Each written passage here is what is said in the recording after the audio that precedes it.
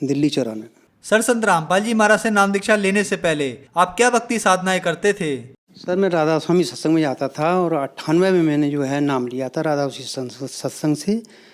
तो वो जो है गुरु जी का नाम था गुरविंदर जी, उनके हिसाब से मेरे को दीक्षा मिली थी। 5 नाम दिए थे हमारे को उन्होंने, रारंका, सोहम, सतनाम, ज्योत निरंजन, ये नाम हमारे को दिए। तो हम चद्दर ओढ़ के और 2-2 ढाई-ढाई घंटे जो है सुबह शाम जो है साधना करते थे। हमारे को कोई लाभ नहीं मिला, बल्कि जो है दुख ही दुख होने लगे, क्योंकि घुटनों में जो है दर्द होने लगा था बैठे बैठे। कि हमारी घरवाली थी, उसको भी तीसरे महीने में टाइफाइड हो जाता था, तो उसके जरिए से फिर जो है हम उससे लगाव कम हो गया।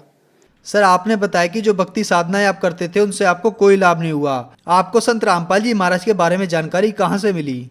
साहब में संडे का दिन था तो राधा स्वामी सत्संग में हम जाते थे, तो बच्चे ही मेरे साथ में थे। तो इधर से तो हम चले गए, उधर से जब हम लौट के आए तो वहाँ पर सतगुरु रामपाल महाराज का एक बैनर लगा हुआ था। तो हमने देखा कि कबीर पंथी जगत गुरु तत्वदर्शी संत रामपाल जी महाराज GTV हॉस्पिटल करावल नगर में सत्संग चल रहा है। तो हमने कहा भाई चलो देखते हैं। तो वहाँ पर मैंने देखा हिसाब किताब, तो मेरा बहुत अच्छा लगा। तो पहले तो उन्होंने कहा कि भाई भंडारा लो आप आए हो, तो कह नहीं मैंने सत्संग सुनूंगा। तो सत्संग सुनने के बाद में सत्संग सुना मैंने, और सत्संग सुनने के बाद में उनने मेरे को गहरी गीता और प्रभु की परिभाषा दी कि ये पढ़ो हमारी गीता। वो आप किस में जाते हो? मैं राधा स्वामी सत्संग में जाता था और अभी आया हूँ। तो मैंने उनको पूछा कि सर आपका कहाँ कहाँ सत्संग होता है, कि आप करो था आ जाना। तो मैं सतगुरु रामपाल जी महाराज की जो है शरण में पहुँच गया। सर, आप बहुत सारी परेशानियों से घिरे हुए थे, आपने संत रामपाल जी महाराज से नाम दीक्षा ली, तो क्या संत रामपाल जी महाराज से नाम दीक्षा लेने के बाद आपको कोई लाभ प्राप्त हुए? सर मेरे को लाभ तो इतने हुए हैं कि मैं 2013 में 7 दिन का सत्संग था, और उस 7 दिन के सत्संग में जो है उस टाइम जाट आरक्षण चल रहा था। तो सुबह होली, अप्रैल का महीना था और होली का दिन था, दूसरे दिन दुल्हनी थी। तो उन्होंने सारी बसें रात कोई 12 बजे 1 बजे जैसे भी निकाल दी। तो जिस बस में हम आ रहे थे तो जींद पे आके हमारा ऐसा भयंकर एक्सीडेंट हुआ कि गाड़ी पलट गई, 3 पलटे लगाए। और गाड़ी ऐसी पलटी कि बिल्कुल चूर चूर हो गई। सतगुरु रामपाल जी महाराज की कृपा से उस गाड़ी के अंदर जय बंदी छोड़ की हो रही थी, और किसी के कोई चोट नहीं आई। और तुरंत ही 5 मिनट में सतगुरु रामपाल जी महाराज ने ऐसी गाड़ी भेजी, वो पता नहीं कि वहीं खड़ी थी, वो सारों को दूसरे में बैठा के, और जो है दोबारा बरवाला आए। बरवाला से फिर परमात्मा वो सतगुरु रामपाल जी महाराज ने सबको आशीर्वाद दिया। ये जो है मेरी जबूड़ा बिल्कुल ऐसे हिल रहा था कि कोई पता ही नहीं। जब परमात्मा वो सतगुरु रामपाल जी महाराज ने आशीर्वाद दिया तो बिल्कुल वहाँ से सबको सही होने के बाद में मालिक ने कह दिया जाओ बेटा। और उसके बाद फिर 2013 में ही मेरी जो है परीक्षा चल रही थी सार नाम की। तो मैं यहाँ से मैंने सोचा 26 अप्रैल को ही डेट मिली, 26 अप्रैल।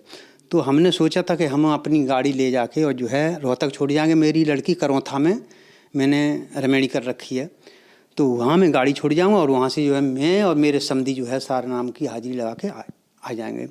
तो क्या हुआ कि यहाँ से मैं 6 बजे निकला खजूरी से, और पीरा गाड़ी बजा के मेरा ऐसा एक्सीडेंट हुआ कि पीछे से गाड़ी बाइक वाले ने ऐसा एक्सीडेंट मारा कि मेरी पीछे से ये लगा कि मेरा गर्दन पकड़ के और मुझे साइड में कर दिया। जब मैंने देखा कि ये थप्पड़ मेरे किसने मार दिया, तो कोई पीछे से ऐसा लगा उसकी तो बाइक भी टूटी पड़ी है, उसका मुँह फूटा पड़ा, सारा ही कुछ फूटा पड़ा, मेरे बिल्कुल कुछ नहीं लगा। तो मैं हैरत में रह गया, हे मालिक। तो मैंने जाके डींगल जाके मैंने पट्टी करवाई कि पैर में ज़रा ही खरोंच आई थी बस। ये मेरे को अनुभव फ़ायदा हुआ। फिर तीसरा एक्सीडेंट हुआ 2016 में। यहाँ से हम जा रहे थे हिसार, बस जा रही थी हमारी करावल नगर से। उस बस के अंदर हम जा रहे थे तो रोहतक निकलने के बाद एक मंदिर पड़ता है साईं बाबा का। तो साईं बाबा के पुल से ढलान होते ही ऐसी गाड़ी पलटी जिसके शीशा भी आगे वाला निकल गया और जो आगे बैठे थे वो भी शीशा से बाहर निकल के जा पड़े। और गाड़ी 10 फुट 15 फुट एक तरफ खाई थी लेफ्ट में, और राइट में आगे गाड़ी ऐसी चली गई 10 फुट खिसती चली गई। तो उसमें किसी भी भगत के चोट नहीं लगी। वहाँ पर थोड़ी देर में पुलिस की जिप्सी आई कि भाई इसमें कितनी डेड बॉडी हैं। कि सर इसमें कोई डेड बॉडी नहीं है। कि कहाँ से बस आई है? कि सर आई दिल्ली से है, करावल नगर से, और ये हिसार तारीख पे जा रही है। अरे कि ये संत रामपाल की बस है क्या? हाँ सर। अरे कि इनको कुछ नहीं होगा, इनको कुछ नहीं हो सकता। सर ये तो परमात्मा की मेहरबानी, अगर डेड बॉडी है तो यहाँ लेके आओ। मैंने सर कोई डेड बॉडी नहीं है। हमारे जो रामपाल जी महाराज के शिष्य थे, पीछे से गाड़ियाँ आ रही थी, उनको लेके हॉस्पिटल ले गए, रोहतक जीपी हॉस्पिटल में। तो वहाँ जाके उनने डॉक्टरों ने पूछा कि भाई कितनी डेड बॉडी हैं? सर कोई डेड बॉडी नहीं है, थोड़ी थोड़ी खरोंच आई थी, जैसे कोई साइकिल पे एक्सीडेंट होता है। ये मेरे को इतने फ़ायदे हुए। तो जो श्रद्धालु आपको देख रहे हैं, आप उन्हें क्या संदेश देना चाहते हैं? सर मैं तो यही कहना चाहता हूँ कि जो भी भाई बहन जो मेरा इंटरव्यू देख रहे हैं, वो उनसे यही मेरी अरदास है कि आप जो है परमपिता हमारे सतगुरु रामपाल जी महाराज हैं, उनके सत्संग जो टीवी पे आते हैं उनको देखो, और ज्ञान गंगा किताब आती है, मिलती है, घर घर है। अगर फ्री में चाहते हो तो आप जो है एड्रेस दो और फ़ोन नंबर करके आप मंगा सकते हो। सर संत रामपाल जी महाराज से नाम दीक्षा कैसे ले सकते हैं? सर चैनल है, उस चैनल के माध्यम से आप जो पट्टी आती है उसमें हमारे आश्रम के फ़ोन नंबर होते हैं। आप उनसे कांटेक्ट करके और आप फ़ोन नंबर लेके आप जो है जिस भी तरह से आप कहीं भी किसी भी शहर में हो, नज़दीकी नामदान हैं, उस केंद्र से आप नाम ले सकते हैं। और तो सारी झूठी भक्ति हैं, हमने बहुत करी हैं, बहुत देखे हैं। इस संसार में कोई ऐसी भक्ति नहीं देने वाला जो इस टाइम जो है परमात्मा सतगुरु रामपाल जी दे रहे हैं। आप जो है उनसे नाम दीक्षा लो, अपना कल्याण करवाओ। मोक्ष का मार्ग यही है और कोई नहीं है। धन्यवाद सर। सत साहिब।